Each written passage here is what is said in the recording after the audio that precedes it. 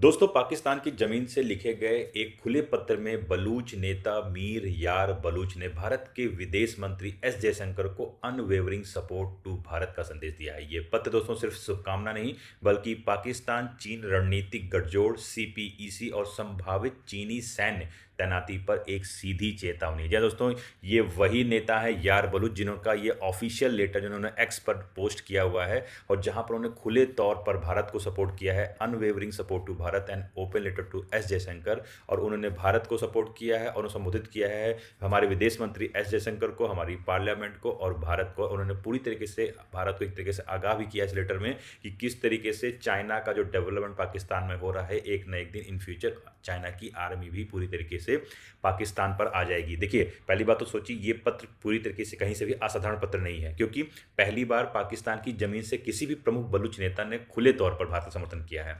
और आप सोचिए दोस्तों, इस लेटर में यह भी लिखा है कि पत्र में कि भारत बलूचिस्तान ऐतिहासिक सांस्कृतिक रिश्तों जैसे हिंगली माता टेम्पल, देखिए ये है हिंगली माता का टेम्पल, जिसके बारे में भी उन्होंने उल्लेख किया है और कल्चरल कनेक्टिविटी को कनेक्ट करने का प्रयास भी किया है।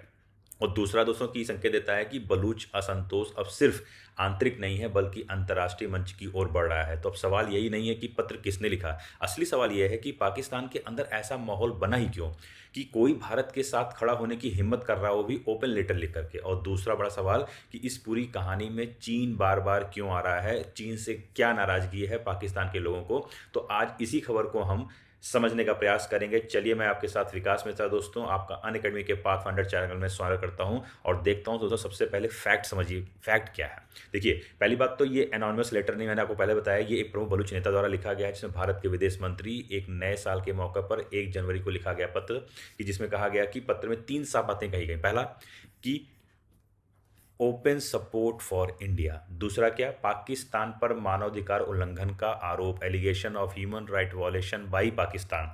और तीसरा जो सबसे ज़्यादा इंपॉर्टेंट इस लेटर में था, a warning regarding China's role. China का रोल अभी तक आपने देखा होगा कि इकोनॉमिक डेवलपमेंट जो पाकिस्तान में सीपीसी के थ्रू कर रहा है, बट यहाँ पर वार्निंग दी जा रही है कि चाइना किस तरीके से इंटरनली पाकिस्तान को डेप्ट के फॉर्म में धीरे धीरे अपनी सैन्य ताकतों को मजबूत करना चाह रहा है। देखिए, जब कोई अंदरूनी नेता किसी फॉरेन पॉलिसी लेवल पर बात करे तो वो सिर्फ कभी इमोशनल बयान नहीं होता, वो पॉलिटिकल सिग्नल भी होता है और उसके कई मायने होते हैं। आप ऐसा समझिए कि बलूचिस्तान पाकिस्तान के लिए इतना सेंसिटिव क्यों रहा है। आइए इसको देखते हैं। सबसे पहले देखिए इसकी लोकेशन को।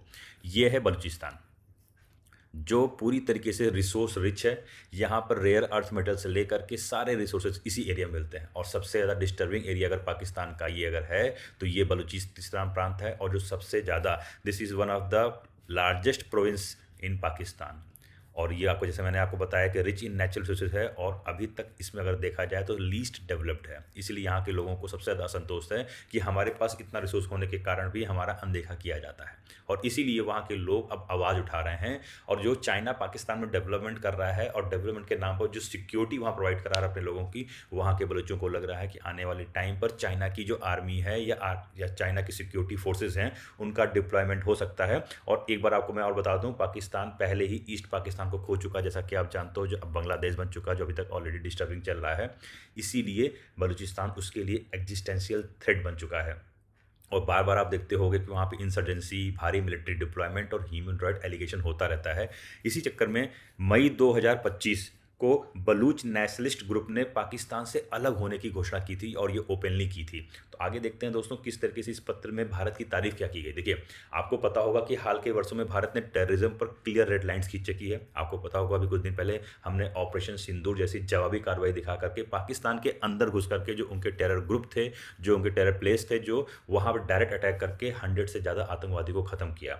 अब देखिए, जब कोई दबा हुआ महसूस करता है किसी कंट्री को और असर्टी और डिसिसिव दिखाता है, तो वो उसे रेफरेंस पॉइंट बनाता है। इसलिए भारत का जिक्र यहाँ पे सिंबॉलिक नहीं है, डायरेक्ट अलायंस भी नहीं है। देखिए, बलूचिस्तान ये जान रहा है कि भारत जिस तरीके से बढ़ रहा है, और वो ये जान रहा है कि एक ऐसा मुल्क है जो भारत है, जो उसकी आवाज़ उठा सकता है। इसलिए बार बार वो ओपनली भारत को बोल रहा है कि आप हमारा सपोर्ट करिए, क्योंकि आने वाले टाइम पर हो सकता है जिस हिसाब से चाइना का कब्जा या चाइना का की इंपॉर्टेंस, या चाइना की एक तरीके से आप बोल सकते हैं इकोनॉमिक डेवलपमेंट के नाम पर कवरेज बढ़ती जा रही है पाकिस्तान पे। आने वाले टाइम पे एक दिन ऐसा होगा कि चाइना पूरी तरीके से आर्मी कंट्रोल कर सकता है, या हो सकता है ऐसा भी कि जिस हिसाब से पाकिस्तान ने पाकिस्तान ने चाइना को ये वाला एरिया एक बार देने के लिए ट्राई किया था। उसी तरीके से हो सकता है कि जब वो एक तो कंगला देश है और वो चाहेगा कि बलूचिस्तान से जब उसको कंट्रोल नहीं होगा, तो वो सोचेगा क्यों ना इस पूरे बलूचिस्तान को फॉरेन पॉलिसी के तरीके से नहीं, बट उसकी डिफेंस पॉलिसी के तहत उसको कंट्रोल चाइना को दे दिया जाए, चाइना से वो कंट्रोल करे और उसके जो रिसोर्सेज हैं उनको क्या करे, यूज़ करे, और वो पाकिस्तान को खाली मदद करे। ये सारी चीज़ें हो सकती हैं। बट सबसे पहले तो देखिए कि किस तरीके से अनअकैडमी आपकी यूपीएससी की तैयारी को आसान करने के लिए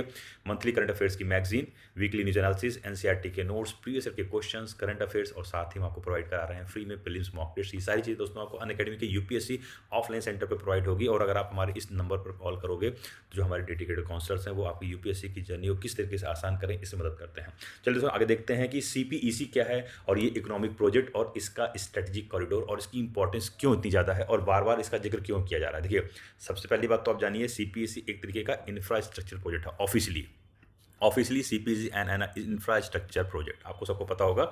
ये देखिए सीपीसी का कॉरिडोर ये इसी तरीके से जा रहा है। ये ग्वादर पोर्ट है जहाँ पर डेवलपमेंट किया रहा है ग्वादर पोर्ट का। ये अफगानिस्तान आप देख रहे हो, जो अभी पाकिस्तान अफगानिस्तान डिस्टर्बेंस चली रहा है। इधर बगल में ईरान है और ये पूरा एरिया जो आप देख रहे हो, इधर वाला जो एरिया है ये बलूचिस्तान है और ये हिंदुस्तान का एरिया है। और यहाँ पर देखेंगे जो हिंदुस्तान की सबसे ज़्यादा जो एक तरीके से कह सकते हैं कि पाकिस्तान और चाइना को जो ये कॉरिडोर बना है उससे सबसे ज़्यादा जो हमारे हिंदुस्तान की सोवरेनिटी के खिलाफ जो पाकिस्तान चाइना काम कर रहा है वो हमारे कश्मीर से ये कॉरिडोर होकर जा रहा है। इसलिए हिंदुस्तान ने हमेशा इसका अपोज किया है। तो आइए देखते हैं दोस्तों कि कंसर्न्स क्या है। पहली बात तो आपको मैंने बताया था, सबसे पहले तो रूट डिस्प्यूटेड टेरिटरी गुजरता है।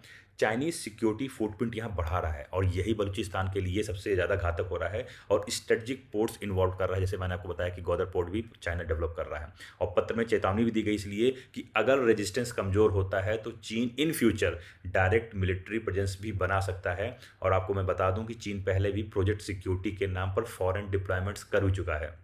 और अगर चीन बलूचिस्तान में आया तो भारत के लिए क्या अलर्ट हो सकता है, इसको देखिए आप इस तरीके से। देखिए, सबसे पहली बात तो अगर चीन आता है बलूचिस्तान की तरफ तो अरब सागर तक पहुंचेगा, उसकी स्ट्रेटजिक डेप्थ बढ़ेगी और इंडियन ओशियन में सिक्योरिटी से लेकर के शिपिंग लेंस से लेकर के नवल बैलेंस तक सब कुछ डिस्टर्ब होगा। यानी ईस्ट से चाइना, वेस्ट से चाइना पाकिस्तान प्रेशर।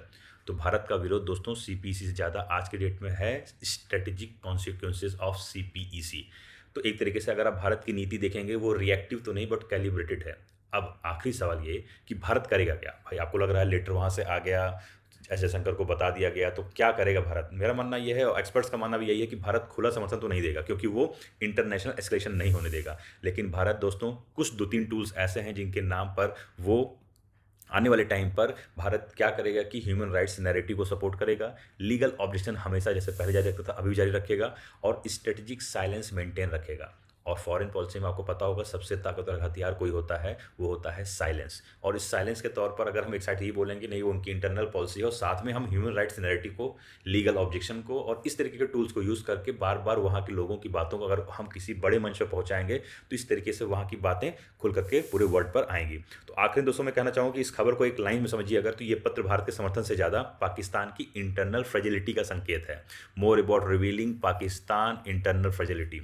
और सबसे ज़्यादा दोस्तों बड़ी बात इसमें है कि exposing the limits of China Pakistan partnership. 2026 की शुरुआत में बलूचिस्तान ने रिमाइंड कराया है कि साउथ एशिया में अगला बड़ा कॉन्फ्लिक्ट बॉर्डर पर नहीं राज्य के अंदर से शुरू हो सकता है। The major conflict in South Asia में not begin at the border but from within the state itself. तो आपको क्या लगता है कि चाइना और पाकिस्तान की ये पार्टनरशिप या जो फ्रेंडशिप है ये कहाँ तक आगे जाएगी और ये इंडिया के लिए किस तरीके से खतरनाक साबित हो सकती है? कमेंट करके जरूर बताइए। जय हिंद।